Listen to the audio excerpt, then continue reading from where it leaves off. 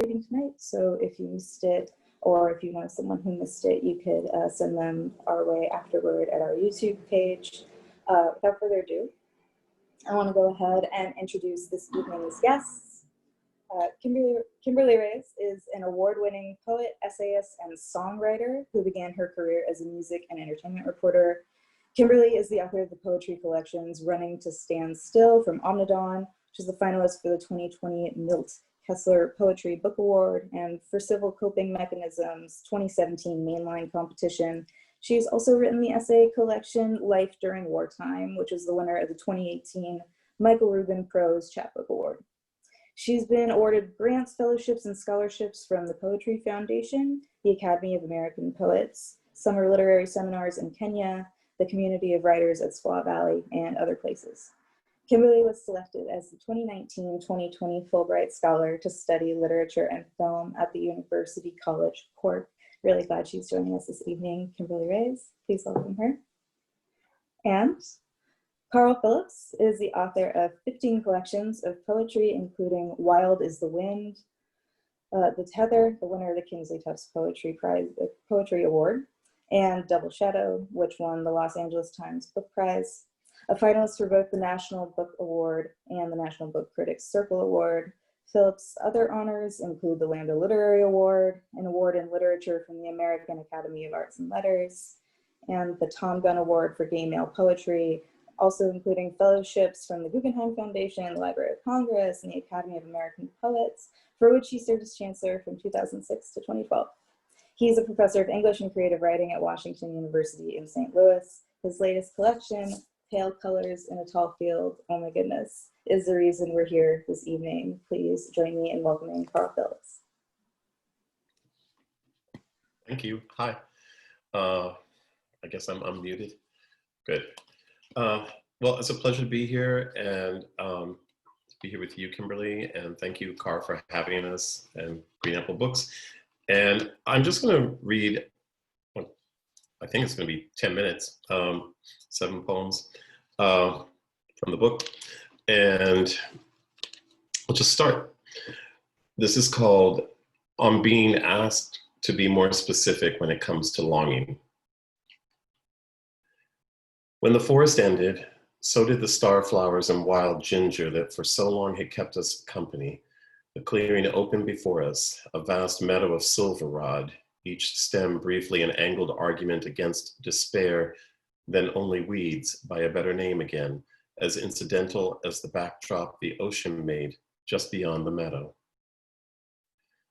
Like taking a horsewhip to a swarm of bees, that they might more easily disperse, we'd at last reached the point in twilight, where twilight seems most a bowl designed to turn routinely, but as if by accident, half roughly over. Bells somewhere, the kind of bells that, before being housed finally in their towers, used to have to be baptized. Each was given to swing by or fall hushed inside of, accordingly, its own name, bells, and then from the smudged edge of all that seemed to be left of what we called belief once, bodies, not of hunting birds, what we thought at first, but human bodies, in flight and lit from within as if by ruin, or triumph maybe at having made out of ruin a light, something useful by which, having skimmed the water, to search the meadow now for ourselves inside it, where, yes, though we shook in our nakedness, we lay naked as we've been taught to do. When afraid, what is faith but to make a gift of yourself? Give, and you shall receive. This next poem was written 2 days after the last election. For context, though I don't know if that will be apparent, but that's the case. It's called Tugging the Arrow Out. There's a nudging that a living horse will sometimes extend toward a dead one. A nudging not so much against death, what is knowable to a horse, but not understandable, but against that space right before loneliness settles in for real, that horses do, it seems, understand. And so that was the first day. The night was what night always is, a black starfish, black according to some for holiness, to others for the limbs themselves, unfurling as if from long sleep or a late stiffness, or as when a quiet thing and very still starts moving, moves, one stiff black limb at a time.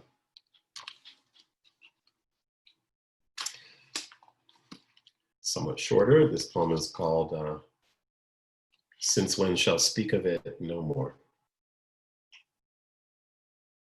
Clouds like the manes of stallions, the mane alive still on the stallion's ghost body. As if the body had died, I mean, and the mane forgotten to, or been weirdly stranded. I'm no one's horse. I'm not what waves like a bit of ocean down and to either side of its brindled neck. I'm not a thing I know.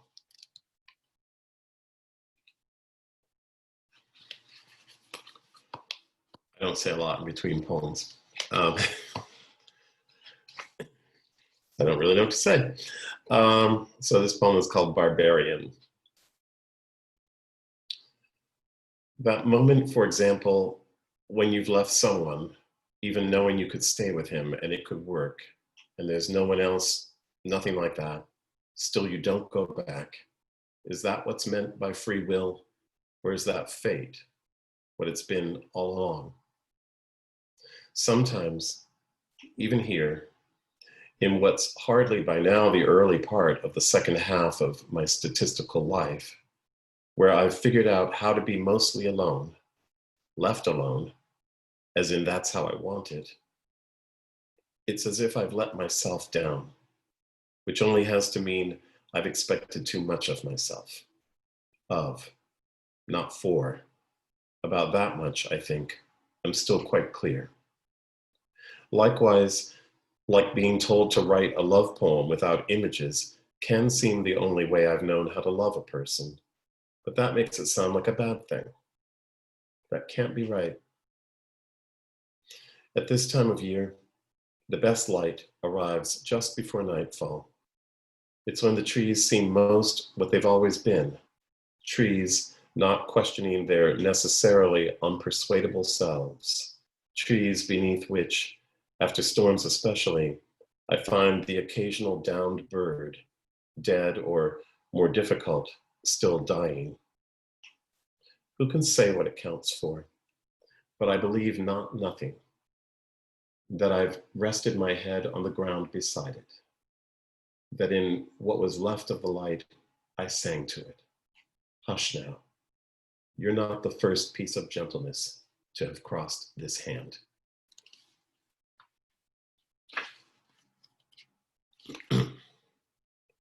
All right. Yet no less grateful. I guess I should mention, there's a minotaur mentioned.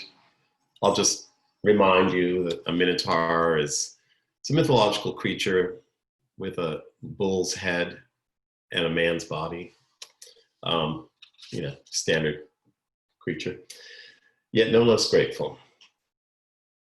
Woke feeling like a minotaur, hot, torn, not so much undecided as undecided upon, and badly. What can I possibly do now about what I am, if I'm what I am? Like mistaking death for what's finally just proof of death, the latest stubbornly unvanished body beside the road that the wide, now sightless eye unstares across. To rewrite what's been given is not refusal, is no one walking away. Between trust and what trust equals, between that and everything I say it does, why not do whatever? They say the difficulty with knowing with nothing but light, as with utter darkness, is not so much that we cannot see, but that we're stripped of context. We're as near as far. All the waves stand frozen. I can't stop thinking of the future as the past, imitating a god.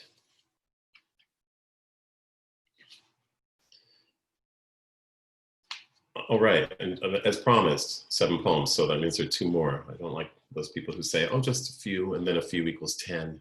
You know, it's always so mean, selfish. So this is called, Is It True All Legends Once Were Rumors? And it was as we'd been told it would be. Some stumbling wingless, others flew beheaded. But at first, when we looked at them, we could see no difference. The way it can take a while to realize about how regretfulness is not regret. As for being frightened, though for many animals the governing instinct when most afraid is to attack, what about the tendency of songbirds in a storm towards silence? Is that fear too? For mostly, yes, we were silent, tired as well, though as much out of boredom as for the need to stretch a bit. Why not the rest on foot, we at last decided, and dismounting, each walked with his horse close beside him. We mapped our way north by the stars, old school, until there were no stars, just the weather of childhood, where it's snowing forever. And I'm going to finish with this poem that might seem a little chaotic. It was written sort of deliberately to be that way, sort of a mashup of a lot of things, but I like to think that it coheres in the end. It's called Ghost Choir. I guess I called it that because I imagined it being a choir of a whole bunch of different kinds of voices. And it's either that or a wild mess, but it's too late, it's in the book. You know, what can you do? Ghost Choir. What injures the hive injures the bee, says Marcus Aurelius. I say, not wanting to hurt another this late should maybe more than count still as a form of love. Be wild, bewildered. Not that they hadn't, of course, known unkindnesses and been themselves unkind. When the willow's leaves, back again, unfold all along their branches, the branches routinely in turn brushing, then lifting away from the pond's face. It's too late. Last night, I doubted, as I've not doubted myself in years. Knowing a thing seemed worthless, next to knowing the difference between many things, the fox from the hounds, persuasion from the trust required to fall asleep beside a stranger, who I am, and how I treated you, and how you feel. So that it almost seemed they'd either forgotten or agreed without saying so to pretend they had. Did you know there's an actual plant called honesty for its seed pods, how you can see straight through? Though they'd been told the entire grove would die eventually, they refused to believe it. The face in sleep, like a wish wasted. To the wings at first a slight unsteadiness, then barely any. What if forgetting's not like that? Instead, stampeding, panicked, just a ghost choir of legends and rumors, of the myths forged from memory, what's true and isn't, that we make of ourselves and, even worse, of others. Not the all but muscular ache, the inner sweep of woundedness. No, not tonight. Say the part again about the blue flower, black at the edges. I've always loved that part. Skull of an ox, from which a smattering of stars keeps rising. How they decided never to use surrender as a word again. Thanks. That's my poems. Yay. Now what do I do? I think now I ask you questions. But thank you so much for that reading. That was so beautiful. And I wrote down a couple questions. We can run through them. You can send me a private message like, shut up, I'm done, whenever you want. I'm not going to say that. But just some context that I hear music in everything. So the first couple of questions are just like, I had to do it. I'm going to ask like the questions that are just like, I'm burning to hear the answer to. But I'll say first that your poetry always kind of settles on my skin as a hymn of desire. I don't know if that's a creepy thing to hear. Yeah. And I was reading a review of the book in the Millions, and it said that your poetry truly is the form in which story and song best breathe together. And again, I thought that was lovely. And I nearly fainted when I saw that you quoted PJ Harvey's album title, Is This Desire, in Nothing Tender About It. That album means a lot to a lot of us, especially Gen Xers. And I was just wondering, can you talk about your musical influences on your memory and your writing? And especially in. Oh, yeah. Well, I love talking about music. And I'm interested that PJ Harvey album is important to Gen Xers. It's so old. We're old. You rediscovered it? Well, but we're old. Gen X is like, I mean, I'm a late Gen Xer and I was born in 77, so. Oh, okay, yeah. Well, yeah. I don't remember when it came out, 80s, 90s. It was like the 90s. It all blurs. My partner tells me I keep thinking the 90s and the 80s are the same. So, maybe that's a problem.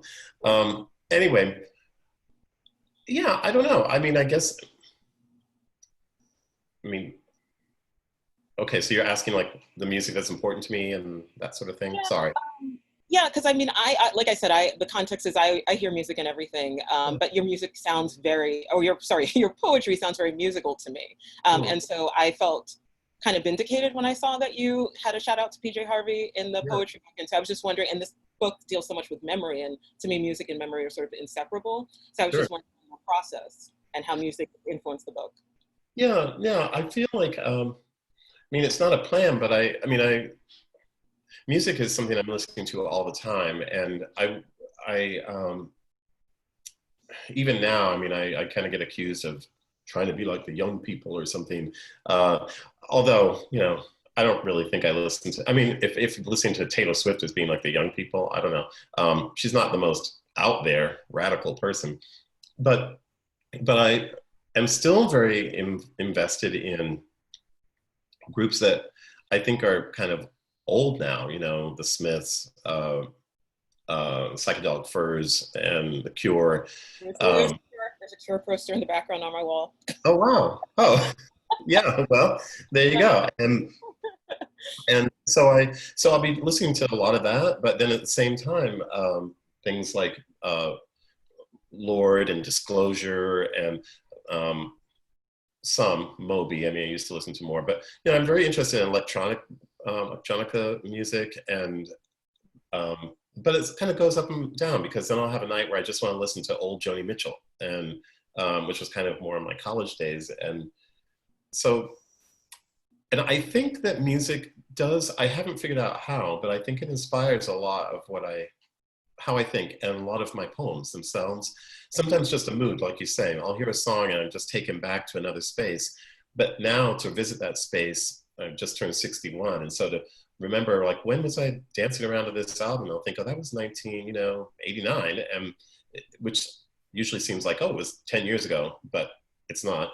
So then there's this weird resonance or dissonance, I suppose, between where I am and where I was, which I think has made me think more about memory. And but I'm also just, I don't know, I'm one of those people. I grew up as a kid, when they used to have all the lyrics published inside the album, and there'll be a whole story of how the album was put together. And I'd read every single word and memorize everything. And I actually think that might have something to do with how I even started writing. I loved putting sounds together, and they could rhyme or they could not. I still am fascinated with, at the time it was new, like when Alanis Morissette had Jagged Little Pill, and it seemed like nothing rhymes, like she's packing too many words in one little line, but she could do it in some way. And now a lot of people do that, but I don't know.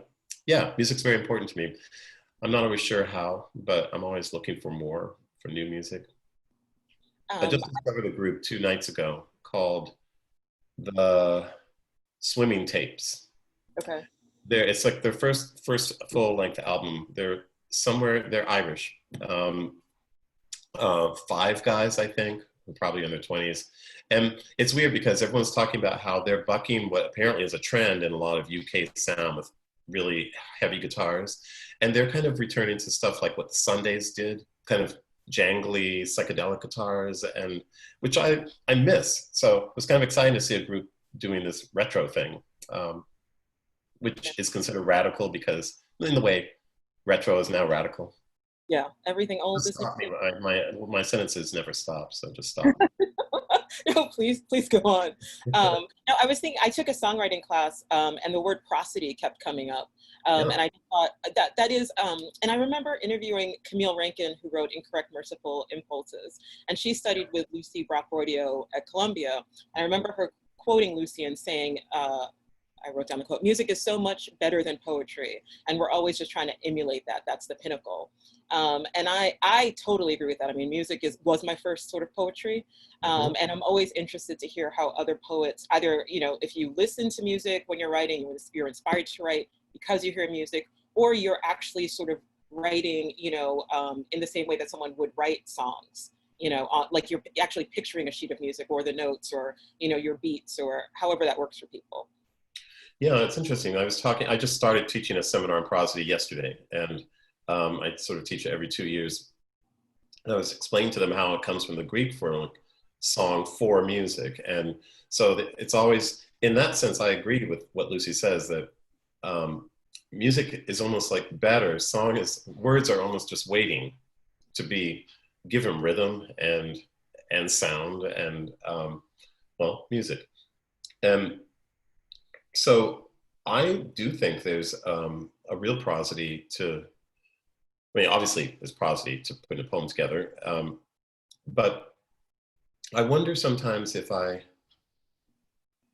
don't know, I don't think about my writing of poems as being like writing songs. At the same time, it is true that once I've got a draft down, I'll start saying everything out loud, saying the lines out loud and sort of trying to feel where should the line breaks be, where should there be a comma. You know, it's almost as if it's musical notation in that sense. And I don't have vast musical experience, although a little known fact is that I played the accordion from 6th grade through high school.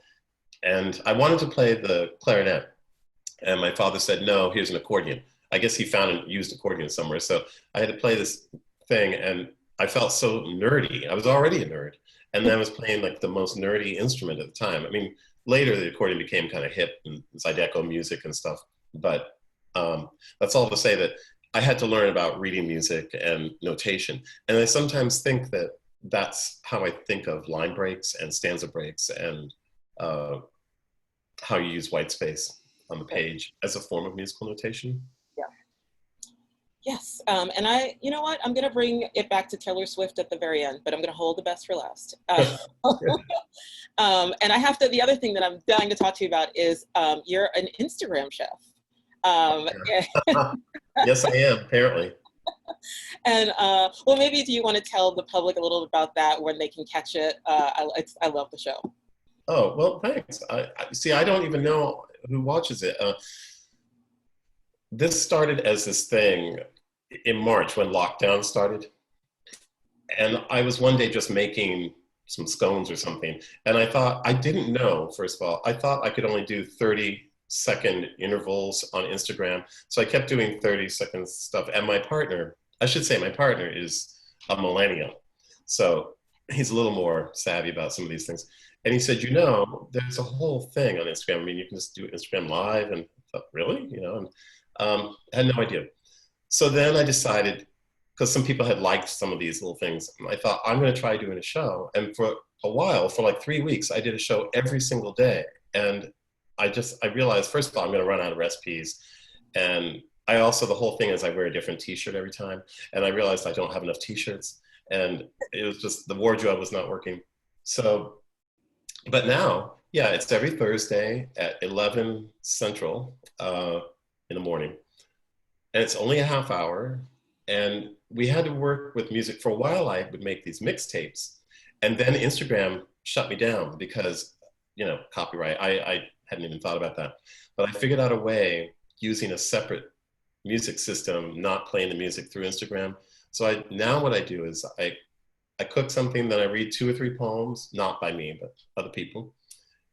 And then it ends with some dramatic scene. Like a few weeks ago, I was wearing a gold feather boa as I danced to, I don't know, Sade, I don't know who it was. You know, it's fun, but all these people started talking about, oh, you're giving me joy, and thanks. And, I look forward to it because quarantine. And I think people have this impression that I was once reviewed, a book of mine was reviewed, and they said that I was so devoid of humor that I would be incapable of ordering a taco without having a metaphysical moment. And I was really angry because I thought, I'm really funny. I'm not metaphysical. So I think people think I'm this really serious person. So it's opened something up for them. They think, oh, wow, he dances, he makes a fool of himself. He sometimes screws up the food he's making and just says, oh, wow, this is horrible. And he listens to music. And I think they think all I do is listen to like Beethoven and, monk music, something out of a monastery. Right. Well, Anyway. you're very refined. And one of your quotes, I saw an interview where you talked about the Instagram show, and you said something like, I wanted to make something elegant with just the tool, like the food that I had in the kitchen at the time, because obviously you were in lockdown. Sure. And I just thought that's that's a poem in itself. And that's kind of how we make poetry in so many ways. Like that was like, how does food influence, or does it influence how you write at all, the creation of writing? I don't know if the food itself does, but I do think that a large number of my ideas and lines come while I'm doing the mundane parts of cooking. Walking my dog and doing prep work for meals. I think it's because, your mind can just wander. You're just peeling potatoes or whatever, dicing carrots or something. And I'll just be doing that, and suddenly just a line will come, and I'll think, I think that could be in a poem sometimes, so I write it down. But I also do feel like there is an analogy between taking these raw ingredients and bringing them together. I was telling my students yesterday, I hate to quote myself to my students, but I did. But I have this line in a poem where I say, it's a human need to give to shapelessness a form. And I think it is. And with cooking, that's what we do. We take all these disparate items and then we bring them together. And to me, a recipe is a poem, or a finished meal is a poem. And it's the same thing to me with, you've got these words and some ideas, and then how are you going to put them together? And then it's satisfying, gives you something the way a good meal does, beyond, just food. And also I think poetry and food are forms of communion with others. And, if you're sharing them, and they're forms of love. So, they go together a lot for me. Speaking of community, obviously this book came out as the lights went out in the world. And I also heard you say that you didn't like the term book tour because we're not rock stars. Yeah. Loved that. Shout out to all the introverts out there. Can you maybe talk a little bit about that? Because I actually do think that the silence was beautiful. I had the luxury of, finding beauty in the silence, meaning I wasn't an essential worker and so forth. But what was the experience of releasing this book just at that moment? Well, for one, because there were plans of things to do, travel around and stuff, and not a tour, but, things just had been lined up. And I found that, I started hearing a lot of people who had released books at the same time complaining and saying it was drag, they weren't going to go to promote their book. And I found myself thinking, this takes me back to when I first was writing my first book, where I had no expectation of anything. I didn't even know I was writing a book. I was just writing a poem here and there. And also back then there was no internet. So when your book would come out, like I didn't know for like 4 months. One day the publisher sent me a little review from Library Journal. And it was like, oh, well, first I thought, what is Library Journal? I'd never heard of it. And I had not even imagined that, oh, there were review things for poetry. I truly didn't know this. And you know, I was a high school teacher and I wasn't in the poetry world. I didn't know any poets. So I didn't have any expectations. And I kind of appreciated that the book came out, and I thought the book is going to have to do the thing you actually wanted it to do, which was, with any luck, some people will find it and want to read some poems. And it's not about getting a review in the right places. It's not about how many people see you or how many people are in some vast audience. I liked that. I mean, not that I had lost sight of it entirely, but I liked the reminder of being grounded. It coincided too, I don't know if you know, there was this Twitter reading group that started reading War and Peace through the journal A Public Space. And I'd never read War and Peace, and I thought I never would. But the whole thing is we're going to read 10 pages a day. And I thought, that I can do, because now I have nothing to do but sit around. But that, and the sort of silence around the book too, to me was almost monastic and reflective. I liked just being able to be alone with language, with Tolstoy's language. But then I loved also just being able to just sort of think, well, it's time to start writing the next poem. You know, it's not, this book is done as much as it can be, and whatever happens, happens. So yeah, I know not everyone felt that way, and I might have felt differently. I felt bad for younger poets, like with the first book or two, because, you know, they really do. I understand people, I say I don't believe in tours, but that wasn't an option when I had my first book. But if it were, I probably would be doing the same thing, because, you know, how will people find out about you? So, or social media. There was no social media back then, but I get why people, you know, need to promote their books. Right. And I believe you also said that you pretty much have your next manuscript done, and that usually you have the next manuscript nearly done when the book comes out. Yeah, I signed a contract last week. Oh, wow. Congratulations. Yeah. Yeah. See, this is why I don't get caught up in all this stuff. I feel like, you know, by the time a book comes out, for me anyway, it's 3 or 4 years of writing. So it's not that I don't care about that stuff, but, you know, I've moved on to the next thing. And that's just how I work. I know some people, like, they turn in the manuscript and then it's like a silence for 2 or 3 years or something. And that's just, you know, everyone has their own pace. Well, I think the pandemic certainly either interrupted or helped our writing flow, but nothing's normal anymore. And here's when we bring it back to Taylor Swift. So I feel like a lot of people have been asking writers, like, you know, when is your folklore dropping? Like, you've just been sitting at home doing nothing, you know, for 6 months. So we're expecting that you're going to come out with 3 books. I know that's not the case for me. I don't know if that was the case for you. Did you find yourself just a flood of words coming out, or were you just kind of stuck?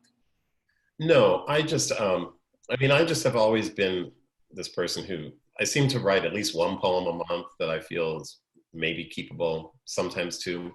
So that stayed the same.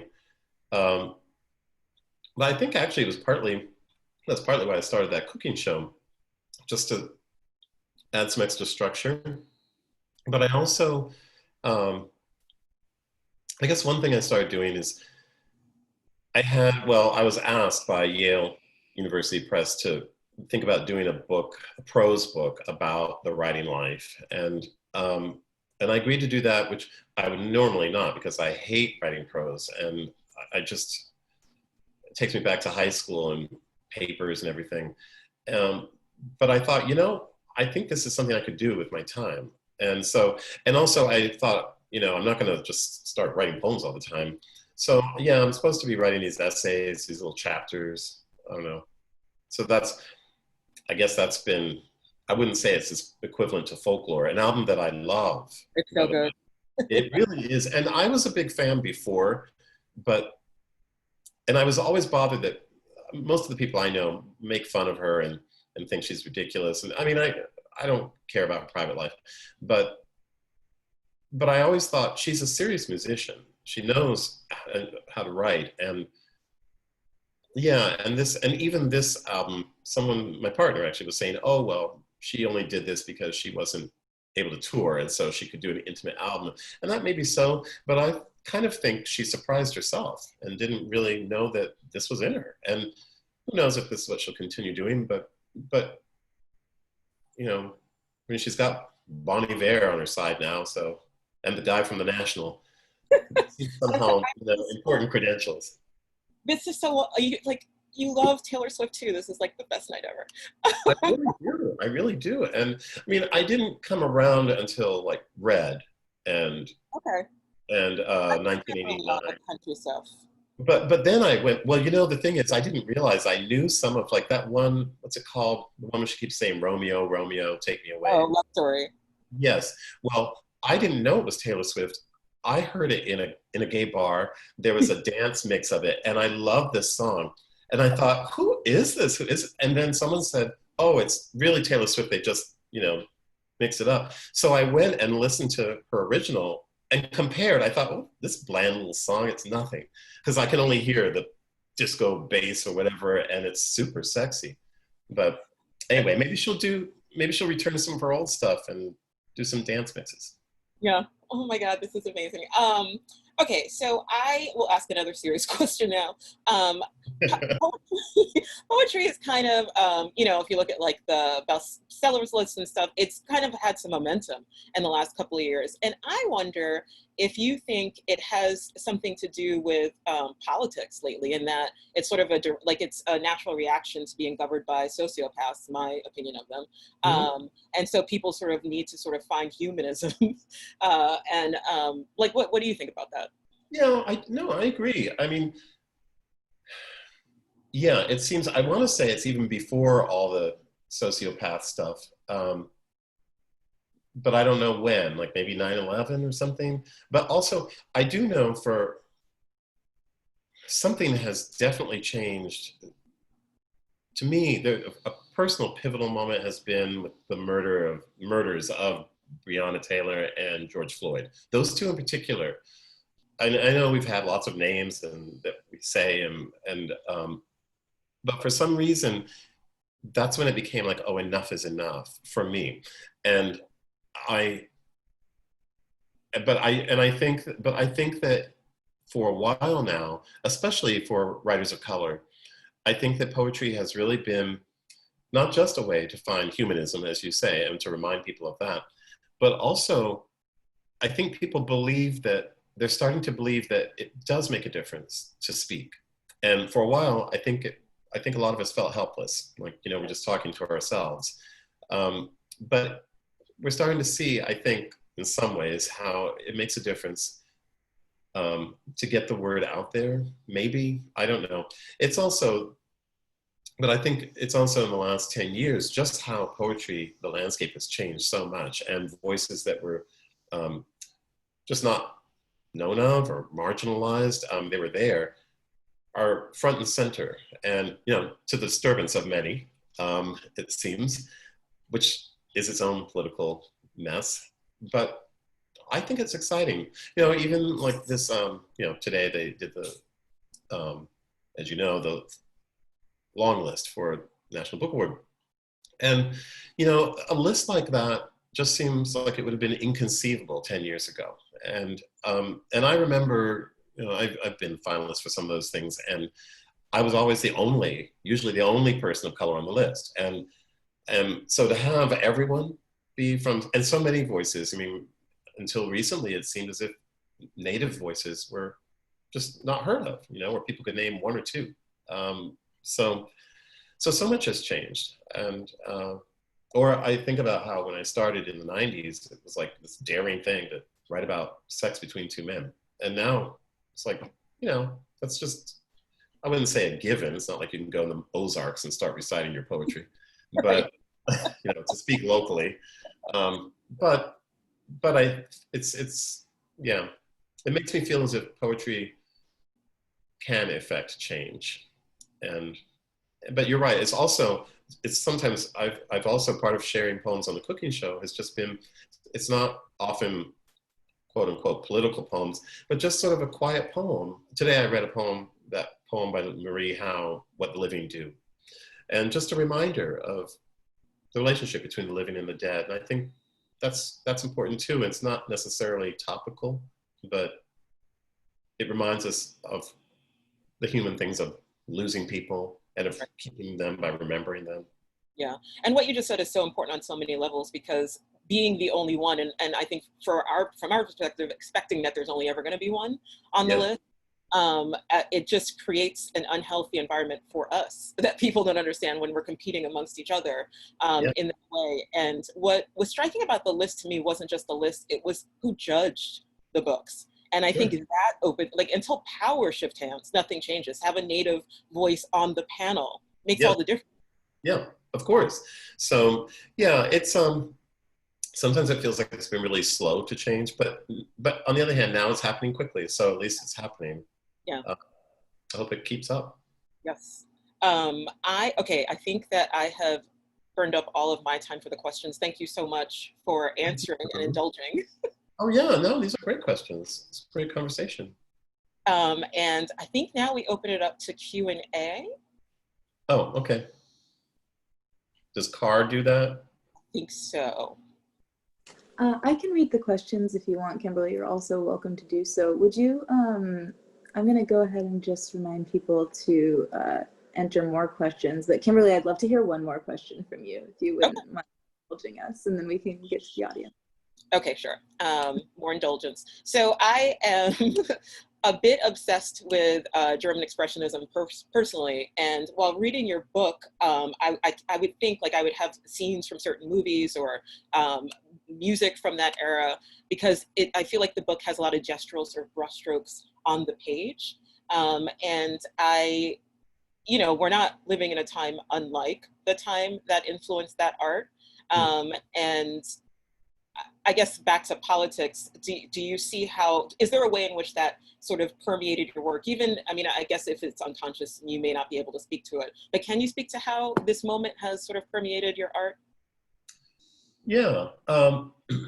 Yeah, I think that, I mean, I always feel like people think I don't write political poetry, though I guess I think all poems are political. But I think this moment has, it's been sort of two-pronged, I suppose, because I have written poems. Like this next book that I signed the contract for is called Then the War, and it's a poem I wrote in January, and which it's interesting.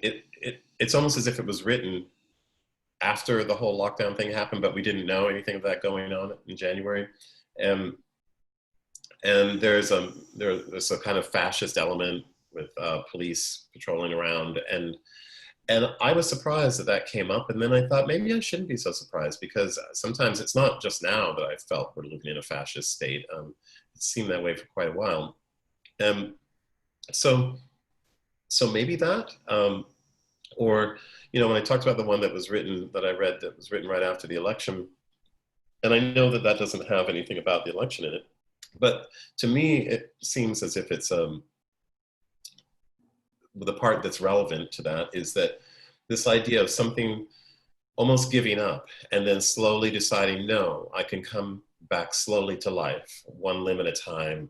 And to me, it wasn't accidental that it's one black limb at a time. And so there are ways to me in which, I feel as if I'm much more politically minded than the poems maybe suggest on the surface. At the same time, I also believe in writing sometimes just to remind myself that there's joy, and small observations that could seem trivial, like who cares now about how a branch blows in the wind, but I still get surprised by it, and want to hold on to that. And we were speaking of memories before. Sometimes I think of poems and books of poems as photo albums, and I kind of like going back, sometimes in my own, but in other people's more often. And just remembering being taken back to a time or place, or remembering who I was when I first read those poems, or if it's my own stuff, when I first wrote it. And so, but to me, that's a political gesture too. It's sort of insisting that despite how it seems as if everything's chaotic, there's no order, the world is literally on fire, but it's not entirely on fire. And that maybe writing things that remind us of the beauty in the world can make us more responsible stewards of what beauty's left. I don't know. Yeah. Well, I mean, you have so many wonderful books, and I hope that one day I get to the point in my career where I can look back on books as picture books or, you know, photo albums of a time. Sure. Do you have any advice for, you know, younger poets on submitting, or like just any words of wisdom that maybe got you through to the point that you're at right now? Well, I don't know. It's wisdom. I mean, I was just advising a student today who was panicked. She was worried that maybe she's doomed to write the same poem over and over. And Aren't we all? I know, and I was assuring her, but you know, life will, your perceptions will alter. You know, even if you write about the same thing all the time. Yeah. I don't know about submission. I mean, I guess I feel like my advice is just going to be the obvious advice. Like when I was submitting poems, just always assumed rejection. I assumed rejection from the start. And I found that useful. But I also was not afraid to begin small. I have a lot of young people I know who will say, well, I sent everything that I just wrote last week to the New Yorker. And I feel like, well, you know, I don't want to say you shouldn't have ambition, but let's be, you know, have some perspective. And so I don't know. Sometimes I feel like for a lot of the younger writers, there's become so much of, I saw this happen at Cave Canem, where it's sort of become a little competitive amongst one another, or who's gotten this fellowship and so who else hasn't. And it's easy, I think, to become dismayed and to think, oh, someone's getting more than I am. When I was writing my first couple books, I wasn't aware because, again, there was no social media. So, but I feel, so it was easier for me to do what I'm going to advise. But I think what's best is to focus on what you're doing and try not to be distracted by, you know, they're doing whatever they're doing at their pace. And if somebody got a fellowship, good for them, but it's not your time. You weren't trying for it. Who cares? Or if you were trying for it and you didn't get it, well, only 10 people can. You're not a loser. But I find the biggest enemy to writing is distraction from things that don't matter. But I feel like the culture makes us feel it matters, like how many followers we have, and whose name is on the blurb in the back of the book, when really it doesn't change whether the book is crap or it's genius. Right. So that was very blurry advice, but. Oh no, well, I actually really needed to hear that right now. That was, I was selfishly asking for myself. Yeah, it just seems like, I don't know. I really admire writers like, I was thinking about Era Matthews, whose book I chose for the Yale some time ago now. But I think she was in her 40s. She was in her 40s when it was published, and she was busy doing a variety of things, including raising, I think, 3 or 4 kids. And I feel, and I don't know if she felt this, but I think a lot of people in her position might feel like, oh, I'm losing time. I'm not writing poems. But she had to do all those things to get to her like amazing book. And I think she's a really good example of someone who focuses on the work and doesn't put up with a lot of BS. And of course, maybe raising a bunch of kids makes you good at that. You don't have time. You have to be organized. I don't know. Well, thank you for that, Car. Should we bring it to the Q&A? Yeah, that sounds good. Thank you both so much for that. And it's not quite over yet. I'm gonna I'll just read these audience questions here. One, Abigail, not a question, but Abigail says, "Hey, so beautiful!" exclamation point. This question comes from Alec, who asks, in one of your poems you write that, quote, "Shame, like love, can be a way through." I'm wondering if you could speak about what role you feel shame plays in your poetry and in connection in general. Big question. I think that shame used to play a really big role because because I was raised to be ashamed of a number of things that turned out to be who I am. And so, but I also think that that's because some people have told me, oh, no one's, for example, some people say, oh, it's so old fashioned to write about shame and being queer. People can just be queer now, and when they're 5, they just tell their parents and everyone's happy about it. And I know that's not the case still. Just because it's 2020 doesn't mean, I think people think maybe everyone's living in Manhattan or something. And, but here in Missouri, I do not think it's easy to be like a queer kid in the countryside or something. And so I think shame plays a big role. I'm leading a reading group on Twitter right now. We're reading Baldwin's Giovanni's Room, which is so much driven by shame and how it warps our thinking and drives us into spaces that are potentially dangerous, and we hurt others because of our own shame about ourselves. And so it plays a big part of my poetry because I feel like it's a big part of the mechanism of human interaction. And I think people would be intimacy would be so much easier if, for example, just body shame. People already get caught up in, dare I take my clothes off? Should the lights be on? And all of that. So there are and it's hard enough to get to know somebody without all that baggage. So I myself don't feel a lot of shame these days, but I feel like I still write about it because, and I think shame is sort of close to regret too. There can be shame about one's mistakes or behavior in the past, but ultimately I don't think there's much point in dwelling on it because you can't change it. I don't know. That was a little murky answer, but there we are. I guess I haven't figured it out, which is why I keep writing poems. The perfectly intelligible answer. Oh, thanks. Yeah. This question comes from June. Your poetry is so beautiful at the level of the sentence. Can you talk about whether working on essays now or weathering this cultural moment has altered your sense of syntax or sentence structure? And if so, how? Oh, well, that's a good question. It has not altered my sense of syntax or sentence making. So that part is easy to answer. And I guess, and I guess I mentioned to Kimberly that I am writing some essays kind of by force. So I've had these other 2 essay books, but I already had I had a bunch of random essays and I just put them together into a book. So this is the first time where I have nothing and someone said, by next summer, you have to have a book. So that kind of pressure is not very good for me, but I've been trying to discipline myself. I've written 2 chapters. And so it has made me have to think, I think in sentences all the time. So when I write poems, I don't think in lines, at least when writing. I write just what would look like a big prose block in a notebook. And then I pull in line breaks. So to me, the sentence is the most important part of a poem. And it's the thing that allows you to manipulate the reader's attention, to attract and repel their attention and stall it.